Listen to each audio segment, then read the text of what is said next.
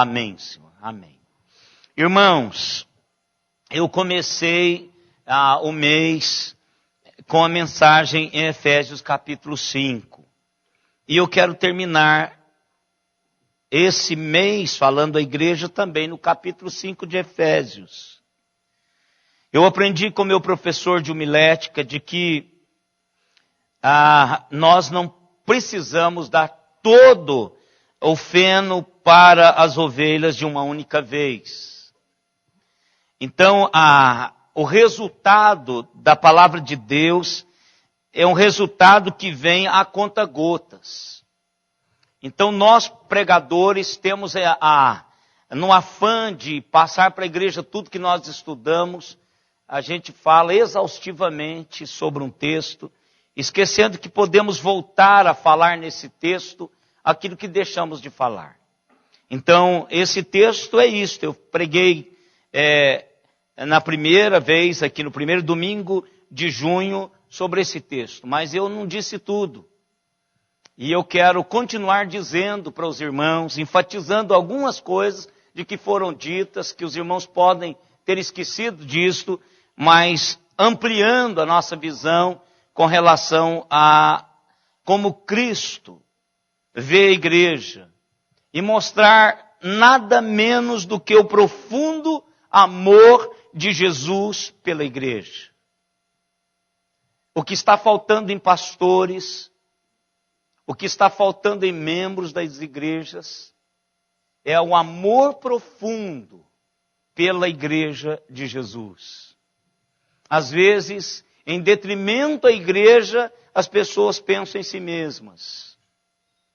E a ideia de Paulo passando por essa carta é exatamente mostrar à igreja que nós precisamos amar a igreja, porque a igreja é o projeto de Deus acima de qualquer coisa, acima dos meus próprios interesses. A igreja tem primazia. Se amanhã essa igreja tiver que rachar por minha causa, não vai rachar, porque quem racha sou eu. Eu que tenho que me rachar, a igreja não. Se tem que ficar sem emprego, eu fico sem emprego. A igreja mantém-se firme. Eu não permito a igreja do Senhor rachar, dividir-se por minha causa. Eu saio, sumo da cidade, não dou notícia mais, mas a igreja permanece intacta. Porque a igreja é a comunidade que Jesus Cristo morreu por ela, e Jesus tem um profundo amor pela igreja, e eu tive o privilégio de ser chamado para zelar da igreja do Senhor Jesus Cristo enquanto sacerdote. Essa é a minha missão, essa é a minha obrigação, essa é a minha vocação. Amar a igreja, zelar pela sua unidade, zelar pelo seu crescimento, zelar pela sua disciplina, zelar pela sua santificação. Esse é o meu papel. Não é dividir a igreja, não é quebrar a igreja. E muitos pastores hoje, em nome de qualquer coisa, está levando a turma para ele e fundando a sua própria igreja. Não existe isso, irmãos. A igreja do Senhor Jesus Cristo é dele e de ninguém mais. Porque foi ele que a comprou com seu próprio sangue. E ele a amou. E Paulo está passando isso para esse pessoal de Éfeso, de toda a comunidade, em todo o tempo, que essa carta é atemporal. Essa carta é atemporal. E é para todas as comunidades lavadas e remidas no sangue do Cordeiro, em todo o tempo e em todo lugar. Não há um espaço restrito geograficamente, e também não há um tempo restrito para que os efeitos dessa carta promova aquilo que Deus quer na vida da igreja. Vamos então nos colocar em pé mais uma vez e lermos do verso 25 até o verso 32 do capítulo 5 de Efésios. Já preguei várias vezes em casamento, em igreja, nesse texto, e cada vez mais eu fico maravilhado da profundidade, da semelhança que Deus trabalha com a vida conjugal e a vida da igreja. Paulo foi extremamente usado por Deus e perceptivo naquilo que Deus queria fazer através dessa escrita e para dar-nos a dimensão não só do casamento, mas da igreja. E principalmente da igreja. Né? Vamos lá, irmãos. Efésios 5, 25 a 32. Maridos, amai vossa mulher, como também Cristo amou a igreja e a si mesmo se entregou por ela, para que a santificasse, tendo-a purificado por meio da lavagem da água pela palavra, para apresentar a si mesma igreja gloriosa, sem mácula, nem ruga, nem coisa semelhante, porém santa e sem defeito. Assim também os maridos devem amar a sua mulher como ao próprio corpo. Quem ama a esposa, a si mesmo se ama, porque ninguém jamais odiou a própria carne. Antes a alimenta e dela cuida, como também Cristo faz com a igreja. Porque somos membros do seu corpo. E eis porque deixará o homem o seu pai e a sua mãe, e se unirá à sua mulher, e se tornarão os dois uma só carne. Grande é este mistério, mas eu me refiro a Cristo e à igreja. Que Deus nos abençoe através da sua palavra já abençoada. Pode sentar, queridos. Como eu já disse, irmãos, essa porção da palavra de Deus, ou esse livro de Efésios, é um livro direcionado à igreja do Senhor Jesus Cristo. E se olharmos, irmãos, para estes versículos, especificamente esses que nós lemos, nos revelam a maneira como Cristo se relaciona, o conceito que Jesus tem da sua igreja, o valor que Jesus dá à sua igreja e a missão que Jesus tem em mente para esta igreja. A igreja do Senhor Jesus Cristo é a igreja que Ele ama. É a igreja que Ele ama porque Ele salva essa igreja. O texto está dizendo que Ele salva essa igreja entregando-se por esta igreja, dando a sua vida por esta igreja. Ele a faz santa, purificando-a e tornando-a uma igreja gloriosa, sem mancha, sem mácula, sem ruga e sem coisas semelhantes, ou seja, sem impureza nenhuma. Jesus se encarrega, através da ação do Espírito Santo, de tornar essa igreja aceitável para Ele mesmo. Terceiro lugar, Ele alimenta e cuida da igreja. O amor de Jesus pela igreja é um amor profundo. Tão profundo que Ele é exemplar para mim e para você como marido e para vocês irmãs como esposas. É um padrão para o marido e a mulher seguir. Sua igreja, a sua relação com a sua igreja é um modelo para maridos e mulheres para todo o tempo. Não é o contrário, irmãos. A Bíblia nos diz que Cristo ama a igreja, assim como o esposo ama a mulher. Não é isso que a Bíblia está dizendo.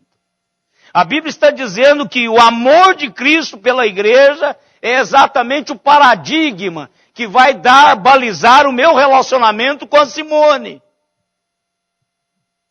Cristo traz essa realidade, dá a mim e a você esta realidade. E o Senhor Jesus Cristo, irmãos, ama essa igreja ao ponto de trabalhar continuamente para preparar essa igreja, para tornar essa igreja uma igreja que caminha de uma maneira especial, traduzindo na vida, em todo o seu momento, as realidades de Deus por onde essa igreja está localizada. E Deus prepara essa igreja para a eternidade. Deus não está preparando essa igreja para ficar aqui, irmãos. A igreja do Senhor Jesus Cristo é a igreja que está caminhando para a eternidade. Deus está preparando-nos para isso. E nós precisamos de entender algumas coisas, irmãos. A primeira delas é que nós não somos perfeitos. Eu vejo, irmãos, e recebo algumas reclamações, alguns desabafos com relação à imperfeição da igreja. Mas nós precisamos de aprender, irmãos, que a igreja não é perfeita. Nenhuma igreja é perfeita, mas isso não muda o amor de Jesus por nós. Ele está trabalhando as nossas vidas. Esse lugar aqui, irmãos, nós vamos encontrar pessoas que estão correndo, pessoas que estão engateando, pessoas que estão nascendo, pessoas sem maturidade, pessoas maduras, pessoas com um pouquinho de maturidade, pessoas com maturidade nenhuma. Aqui é uma comunidade de pessoas que estão sendo trabalhadas. E o texto, irmãos, o verso 27 diz que, aliás, o 26 diz que ele está tornando-nos, fazendo-nos santos, está limpando-nos por meio da lavagem de água pela palavra. E aí o 27 diz, para que um dia ele possa apresentar-nos igreja gloriosa, sem mancha, nem ruga, nem qualquer outro defeito, mas santa e irrepreensível. Maridos e mulheres, entendamos isso. Nós não amamos o nosso cônjuge,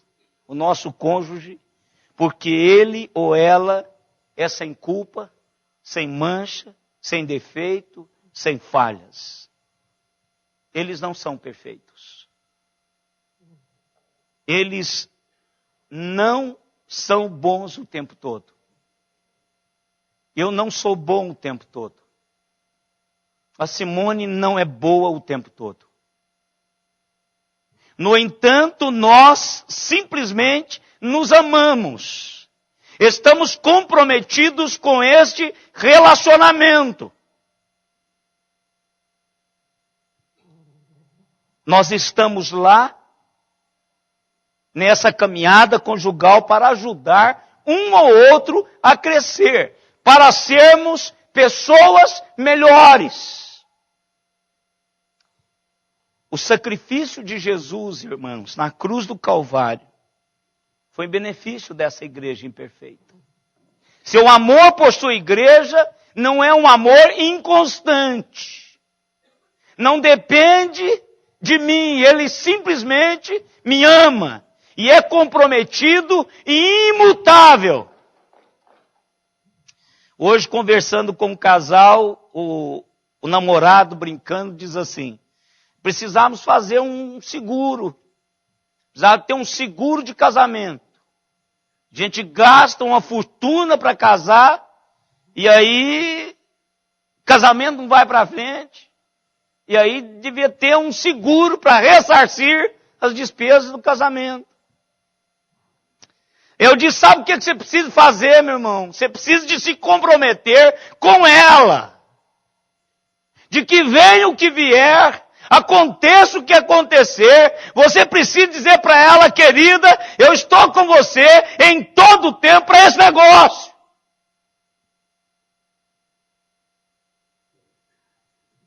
É decisão. Jesus decidiu amar-nos e Jesus nos ama e Ele provou que nos ama independentemente de nós, irmãos. Nós somos falhos. Nós somos imperfeitos, nós temos culpas, nós temos rugas na alma. Mas Ele nos ama. Ele está trabalhando a sua igreja para que essa igreja se torne aquilo que Ele quer que ela seja. É um trabalhar contínuo na vida da sua igreja. Às vezes eu me arrisco perguntar, e às vezes nem preciso perguntar, Simone, se eu sou melhor hoje do que era quando nós nos casamos há 27 anos atrás. E ela disse que eu melhorei em algumas coisas e outras eu piorei. Mas aí, irmãos, Deus nos ama de tal maneira e tão profundamente, é que Ele diz que nós fazemos parte do seu corpo. Nós somos membros dele.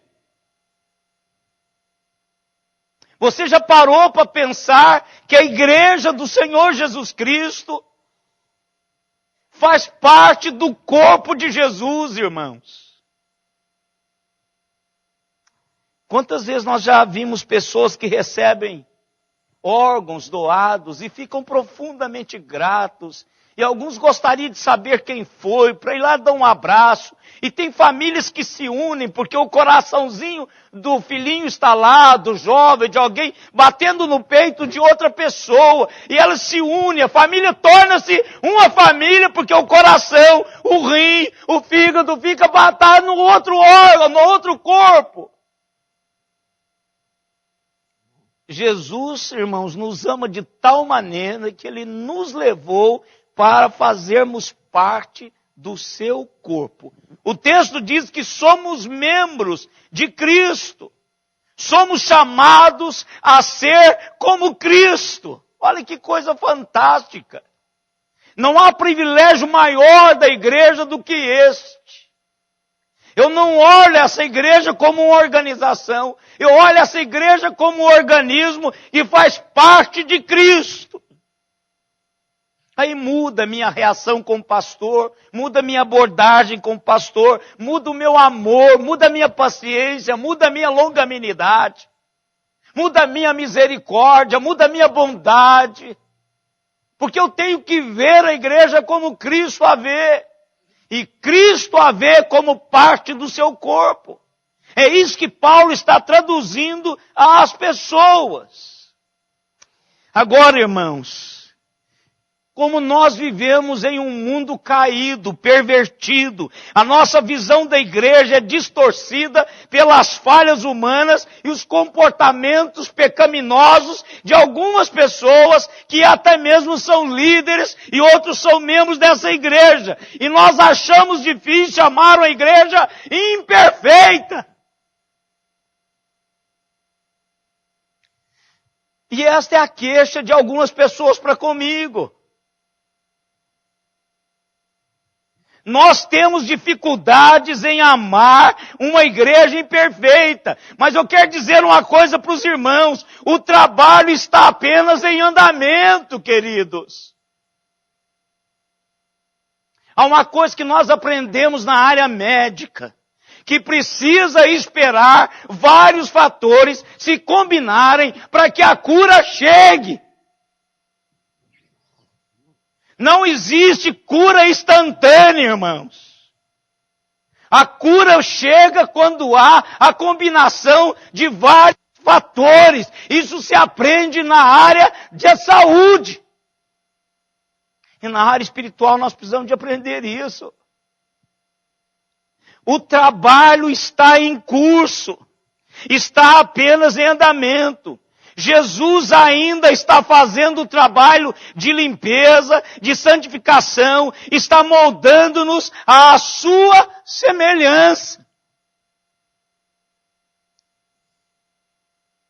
Cristo, irmãos, vai apresentar a igreja como igreja gloriosa, sem mancha, nem ruga, ou qualquer outro defeito, mas santa, irrepreensível a si mesmo. Ele diz que vai fazer isso.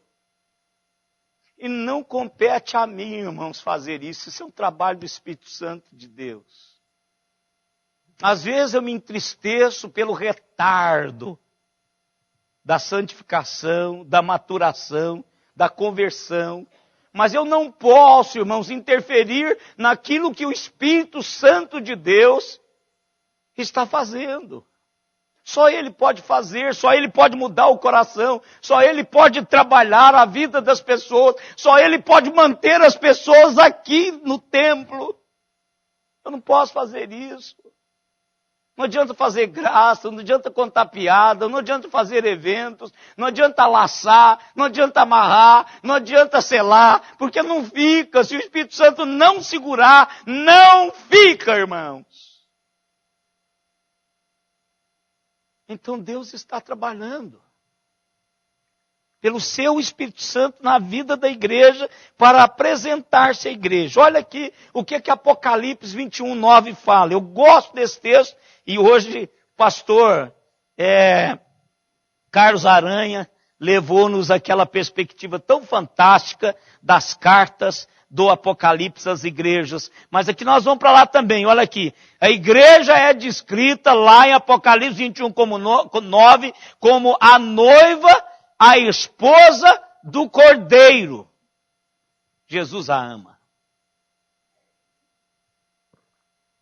Eu li, irmãos, que um homem estava casado por mais de 25 anos e ele estava compartilhando com um amigo sobre o seu casamento, a sua família, e pegou uma carteira dizendo que iria mostrar-lhe a foto da sua noiva.